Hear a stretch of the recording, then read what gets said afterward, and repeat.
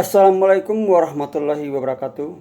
Perkenalkan, nama saya Rizwan Effendi, guru SMK Negeri 1 Gunung Jati. Di sini saya mengampu mata pelajaran konstruksi jalan dan jembatan, yaitu mata pelajaran yang diberikan pada kelas 11 semester 1. Pada kesempatan ini, tema yang akan saya bahas yaitu drainase jalan dan jembatan.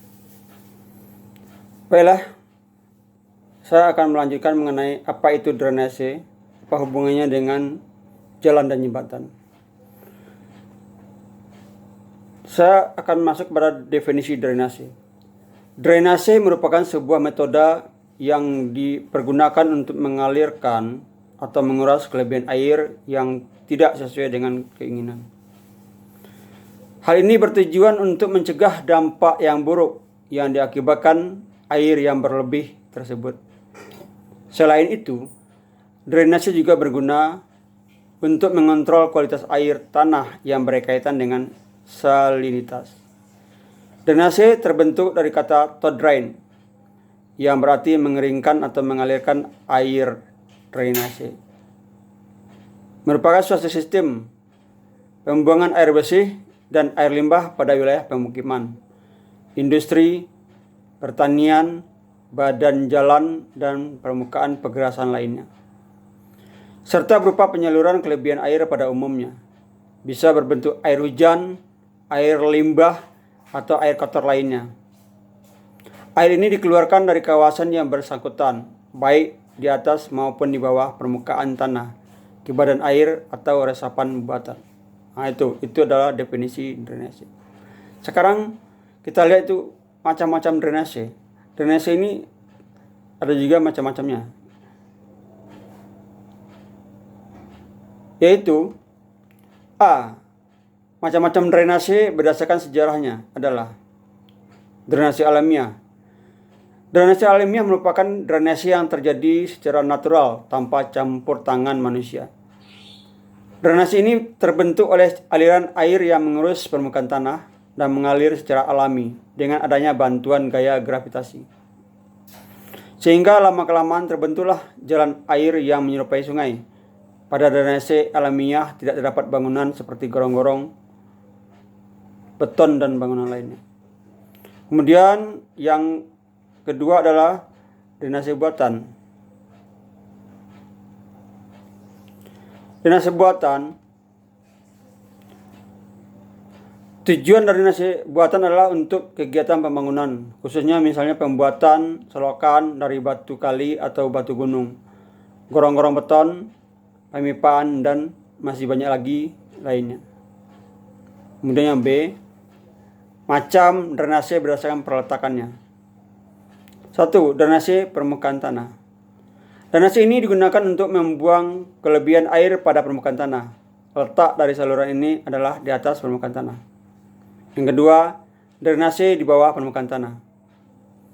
Kegunaan dari drainase di bawah permukaan tanah adalah untuk mengalirkan luapan air permukaan melalui saluran pemipaan yang terletak di bawah permukaan tanah.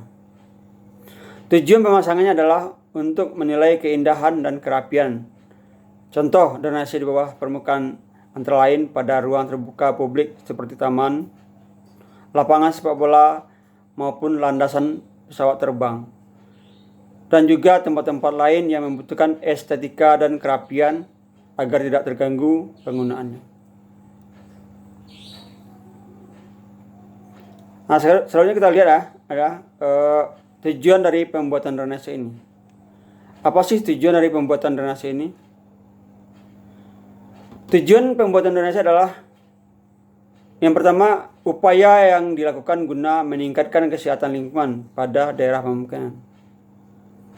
Kemudian yang B, cara untuk mengendalikan kelebihan luapan air agar tercipta keamanan dan kelestarian lingkungan. Yang C, mengurangi daerah-daerah genangan air yang berakibat pada munculnya beberapa penyakit yang berbahaya manusia seperti DBD, penyakit malaria, diare, disentri, dan sebagainya. Upaya ini dilakukan untuk menciptakan lingkungan yang sehat dan bersih. Yang D, merupakan usaha untuk memperpanjang umur bangunan sehingga dapat menghemat anggaran. Akibat dari kurangnya drainase pada daerah pemukiman, jalan, dan daerah perdagangan akan berdampak pada kerusakan dan terganggunya kegiatan yang berdampak pada ekonomi. Kemudian fungsi drainase. Apa fungsi dari drainase ini?